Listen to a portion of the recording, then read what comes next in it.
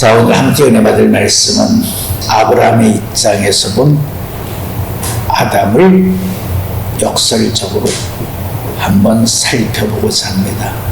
선악나무 열매를 따먹지 않는 하나님의 말씀에 책임준종한 그 아담을 아브라함의 입장에서 보자는 것이죠. 또 중요한 의미가 되고 중요한 은혜가 될 것 같습니다. 타락하지 않는 아담의 입장을 역설적으로 한번 살펴보자는 것입니다. 하와가 들짐승 중에서 강교한 뱀의 유혹을 이겼습니다. 물리쳤습니다. 물리쳤다는 말은 선악나무 열매를 따먹지 않았다는 것이죠. 이긴 자의 입장으로서 감췄던 만나와 힌도를 준다는 말씀이 있긴 합니다만, 그런다고 해서 대부분 생명나무 열매를 따먹게 하는 것은 아니라는 것이죠. 생명나무 열매를 따먹기 전에 먼저 에덴 동산의 각종 모든 나무 열매를 따먹어야죠. 따먹는다는 건 그렇죠. 그들이 가지고 있는 모든 지혜를 수렴한다, 거두어들인다.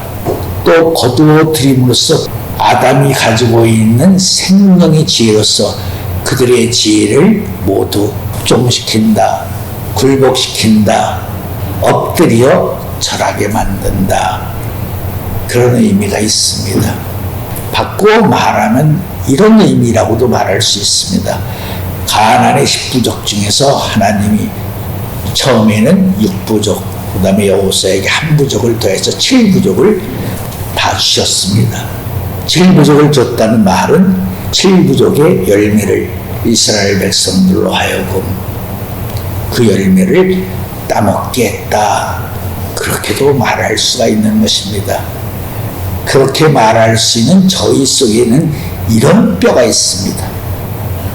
분명히 적과 꿀인 가나안 땅의 7부족을 하나님 가속히 불쌍히 여기지 말고 무조건 어린아이부터 노인에 이르기까지, 가축에 이르기까지, 그들이 가지고 있는 재물에 이르기까지 전부 죽이고 불사르고 태워버려라, 소멸시켜라.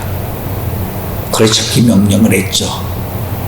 그러다 사울이 순종하지 아니함으로 하나님이 사울을 왕을 삼은 것을 후회하셨다라는 말씀도 있습니다.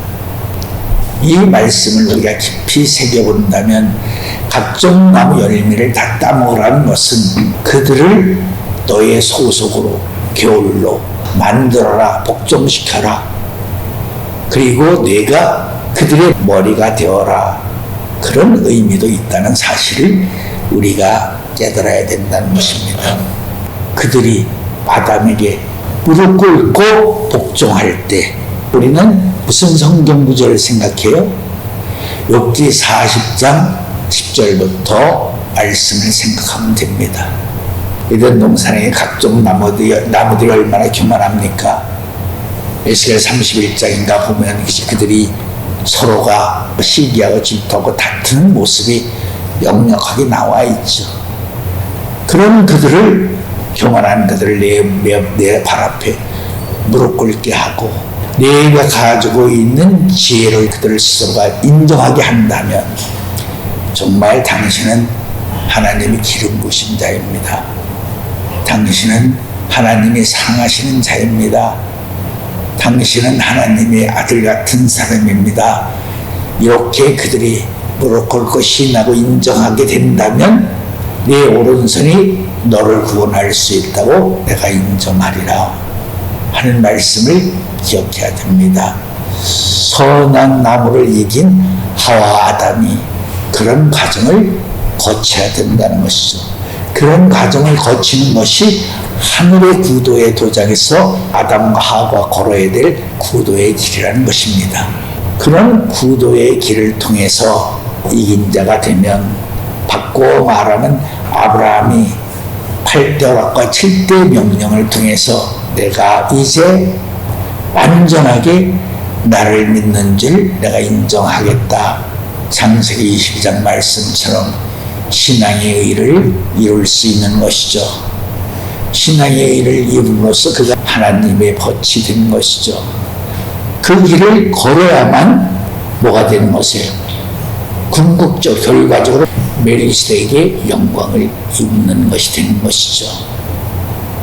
이 말씀을 생각해 본다면 아담이 들짐승의 간교한 뱀의 유혹을 물리치고 이겼다고 해서 단번에 멜기세덱이라는 새 이름을 받는 것이 아니라 멜기세덱이라는 새 이름을 받기 전에 그가 메시아로서 거래될 3일기를 통해서 또 다른 이름을 먼저 받아야 된다. 누구처럼? 아브라함 존귀한 아버지에서 열국의 아버지로, 열국의 아버지에서 또 만유의 아버지로, 그렇게 그 길을 걸어야 되는 것이다. 그렇다면 그 3일길을 걷기 위해서 이 땅에 누가 등장을 해야 돼요? 창세기 14장에 등장한 멜기세덱의 원형으로 등장한 것입니까? 영광을 입은 본체로서 등장한 것입니까? 원형으로서 등장하신 것이죠. 장차 멜기세덱으로서 영광을 받을 수 있는 원형으로서 등장한 사람이죠. 그래서 그가 아브라함에게 축복을 해준 것입니다. 그것도 장차 믿음으로 의롭다함을 입을 수 있는 믿음을 가진 사람에게만 멜기세덱의 원형으로 등장할 수 있는 것이지, 정죄의 직분을 가진 사람들에게는 멜기세덱의 원형으로 그의 모습을 보여줄 수가 없다는 건 이미 여러분들이 알고 계실 것입니다. 그런 입장에서 본다면 아담도 이 땅에서 당연히 누구로부터 축복을 받아야 돼? 아브라함이 창세기 14장에서 멜기세덱으로부터 축복을 받았죠. 떡과 포도주로 축복을 받았다는 말은 바로 아브라함에게 누구를 축복해 주는 것이죠? 아브라함에게 떡과 포도를 축복해 줬다는 말씀은 아브라함이 골로새 2장 2절 3절 말씀처럼 하나님의 비밀인 그리스도의 비밀을 축복받았다. 그 말씀의 의미를 우리가 깊이 공부해 본다면 떡과 포도주 멜기세덱으로 축복받음으로써 떡과 포도주인 생명나무 열매를 아브라함이 장차 따먹을 수 있도록 축복을 받은 것이다. 이 말씀을 하는 저희 속에는 아담이 선한 나무 열매를 따먹지 않고 이겼다고 해서 당장 생명나무 열매를 따먹는 것이 아니라 아브라함처럼 신앙의 길을 통해서 구도자로서 구도의 길을 통해서 8대 허락과 7대 명령을 받는 그런 과정을 통해서 아담이 멜기세덱으로부터 떡과 포도주로 축복을 이제 그때는 떡과 포도주가 아니죠. 바로 생명나무의 열매를 생명나무이신 영광의 주의 축복을 받음으로써 아담이 생명나무의 열매를 따먹을 수 있는 축복을 받은 것이다, 허락을 받은 것이다 라고 말씀할 수가 있다는 것이죠. 들짐승의 강견 맷병과 싸워 이겼다고 해서 당장 생명나무 열매를 따먹는 것은 아니고, 그것이 바로 하늘의 구도의 도장에서 아담이 구도의 길을 걷는 첫 번째 관문을 통과한 것이다 라고 말할 수 있다는 것이죠. 근데 첫 번째 관문을 통과했다는 의미를 이사야 65장에 보면 그렇죠. 100세에 죽는 자는 어린아이에 있고, 우리가 어린아이로서 어릴 때 이름을 받죠. 그러니까 아담이 들짐승에서 강교한 옛뱀으로부터 유혹을 물리치고 이긴 자가 되었다면, 본적으로 말하면 어린아이의 입장에서 이제 최초로 이름을 받을 수 있는 자격자가 되는 것이다 라고 말할 수 있다는 것입니다. 그 이름을 아브라함의 입장에서 보면 바로 존귀한 아버지라는 그런 칭의 의미의 이름을 받은 것이라고도 말할 수 있다는 것이죠. 그러나 그가 장차 멜기세덱으로 축복받은 내용대로 장성한 자가 되어서 에덴 동산 각종 나무 열매를 다 따먹고 나면 그가 존귀한 아버지에서 열국의 아버지라는 거룩한 칭의를 얻는 것이라고 말할 수 있다. 그렇다면 그가 언제 멜기세덱의 영광을 입을 것인가 하는 입장에서 말한다면 아브라함도 언제 하나님의 보치로서 영광을 입게 되어 재림의 마당에서 입는 것이죠. 일곱 날의 빛과 같은 영광스러운 재림의 마당에서, 그렇죠, 하나님의 보치로서 영광을 직접 입게 되는 순간이라고 말할 수가 있다는 것을 생각할 때, 존귀한 아버지에서 열국의 아버지였던 그의 이름이 마지막에는 무슨 아버지가 되는 것이에요? 영광의 주, 영광의 아버지가 되는 것이다. 영광의 아버지가 되는 그의 그 거룩한 영광을 가리켜서 하나님의 멜기세덱과 같은 존재라고 말할 수 있다 하는 것을 말씀해 드리는 것입니다. 그래서 오늘은 선악나무 열매를 이긴 아담의 세계를 발자취를 역설적으로 아브라함의 입장에서 한번 다시 되돌아봤다 하는 점을 여러분들이 깊이 생각해 볼 필요가 있습니다. 이 부분을 명확하게 올바르게 이해하고 깨닫게 된다면 실패한 아담으로서, 실패하지 않는 아담으로서의 모습을 우리가 확인해 볼 수 있다는 것이죠. 실패하지 않는 아담을 통해서는 어떤 구속사의 세계가 펼쳐졌을까? 우리는 실패한 아담의 구속사의 세계에 몸담고 있고 그 구속사의 세계를 지금껏 배우며 달려오는 것이죠. 그러나 그 길을 명확하게 좀 더 확실하게 알기 위해서는 실패하지 않는 아담을 통해서 하나님이 구속사의 세계를 어떻게 이루셨을까 하는 점도 빛과 어둠을 동시으로 비춰보면서 조명하면서 더 명확한 그 세계를 우리가 확인할 수 있는 것이다.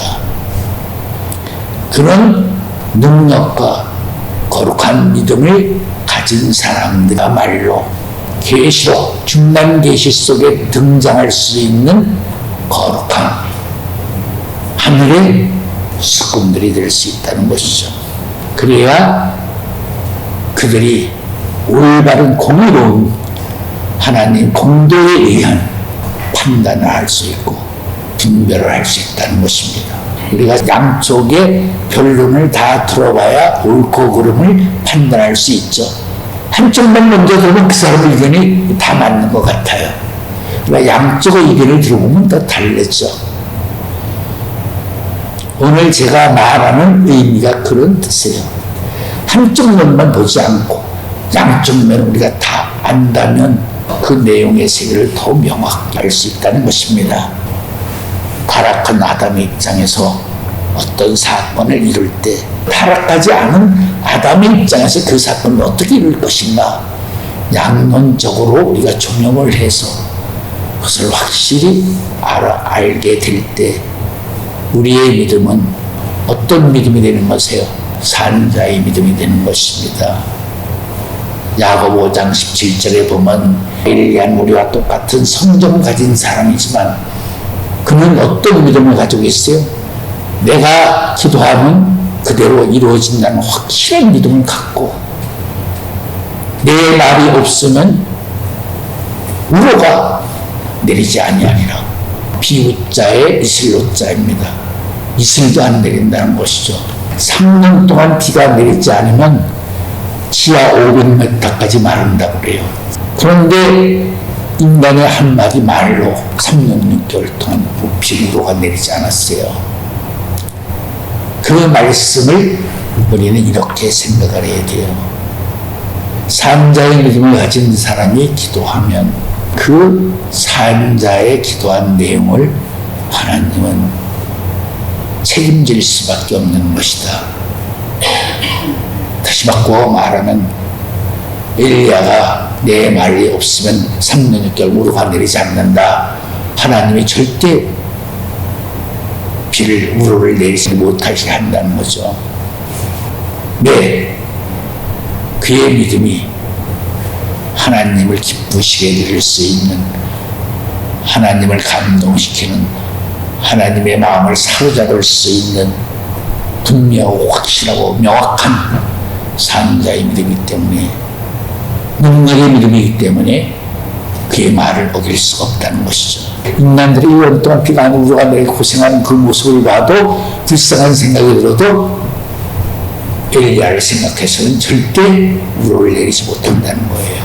그런 믿음을 가지려면 우리가 빛의 세계만을 알아서는 안 되고, 어둠의 세계만을 알아서도 안 되고, 빛과 어둠의 세계를 하나님의 공의로운 입장에서 분명하고 확실하게 알 때 우리의 기도도 엘리야와 같은 그런 능력의 기도, 산자의 기도의 능력을 갖게 된다.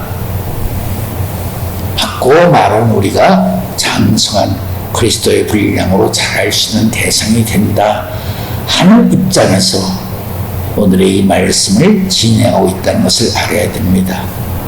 우리의 입장은 지금까지 타락한 아담의 후손의 입장으로서 원죄, 자원죄를 지을 수밖에 없는 입장으로서 우리가 구속사의 세계를 지금껏 보아왔고, 증거받아왔고, 가르침을 받았고, 또 이례적인 계시를 통해 장차 이루어질 세계를 바라보고 있다는 사실을 기억해야 됩니다.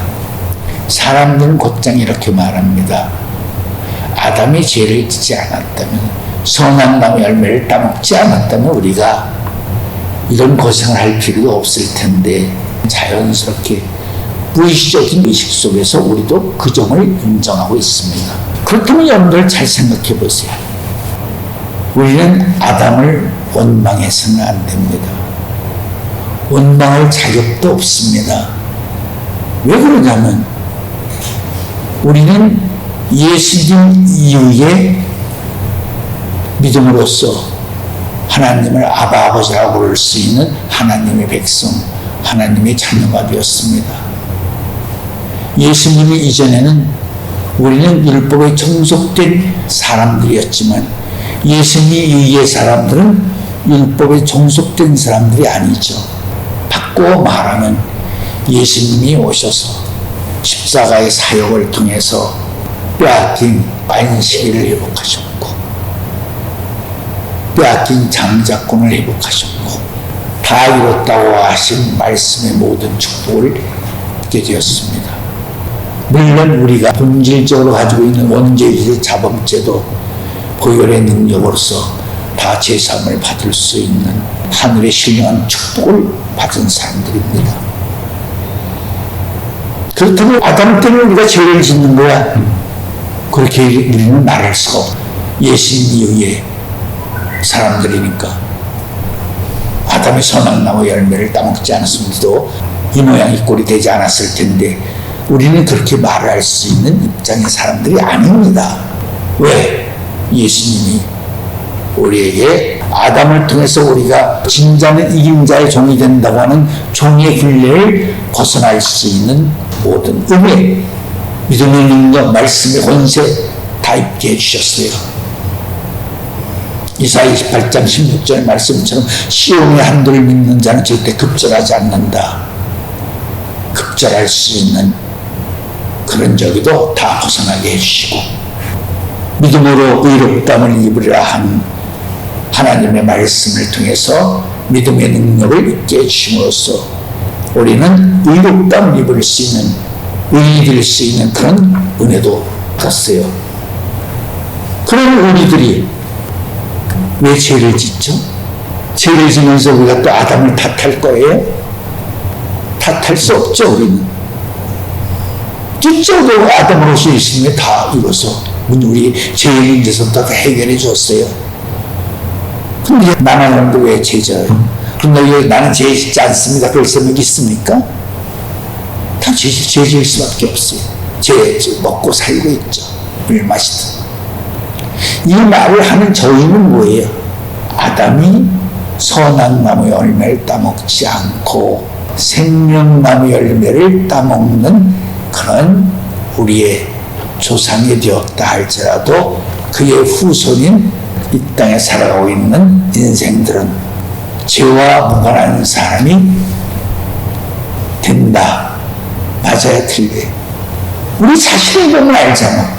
죄를 짓지 않는 사람이 인류의 조상이 되었다 할지라도 그의 후손들이 이 땅에 사는 동안은 죄 짓지 않고 살아갈 수 있는 인생은 없다는 것이죠. 전도 7장 20절 아무리 선인이라 할지라도 죄 짓지 않는 자는 없다. 본래 이 땅에 빛보다 앞서 혼돈공허함이 있었어요. 그러니까 하나님의 말씀을 믿지 않고 불순종하는 그 사람들이 사는 세상은 혼돈공허함의 세상이에요. 빛이 어둠의 빛에 어둠이 빛을 깨닫지 못하더라. 하나님의 말씀을 믿지 않는 사람들이 살아가는 세상은 빛의 세상이 아니라 혼돈공허함의 세상이에요. 그렇기 때문에 죄 짓지 않는 아담의 후손이라 할지라도 하나님의 말씀을 빛을 싫어하는 죄를 지을 수밖에 없어요. 죄가 존재하는 이 땅에서 타락하지 않는 아담이 죄의 문제를 어떻게 해결할 것인가 하는 고뇌에 고심에 빠지지 않을 수가 없어요. 그렇기 때문에 아담도 죄의 문제를 해결하기 위해서 그가 걸어야 될 길이 순탄하지만은 않다는 것이죠. 죄를 해결하려면 어떻게 해야 돼? 죄를 굴복시켜야 되죠. 죄를 굴복시키는 게 쉽습니까? 죄를 굴복시키기 위해서 예수님이 십자가의 길을 걸으신 거 아니에요. 그러니까 타락하지 않는 아담이라고 할지라도 인류의 조상으로서 인류의 죄 문제를 짊어지고 해결한다는 것은 결코 쉬운 일이 아니다. 이 말을 하는 의미가 뭐예요? 사람들은 너무나 쉽게 아담이 선한 나무 열매를 따먹지 않고 죄를 지지 않았다면 우리가 원죄적죄 자범들의 십사함으로써 천국이다 지옥이다 그런 말이 필요 없는 건데 그 인간 때문에 그렇게 터무니없는 핑계를 대고 있고 하나님의 말씀을 오해하고 있다는 것이죠. 그런 의미에서 타락하지 않는 아담을 통해서 하나님의 구속세의 세계를 어떻게 이루시는 것일까 하는 중요 부분의 관점을 여러분들에게 말씀으로 증거해 드리려고 하는 것입니다. 오늘 시간 때문에 여기까지만 하겠습니다. 기도드리겠습니다.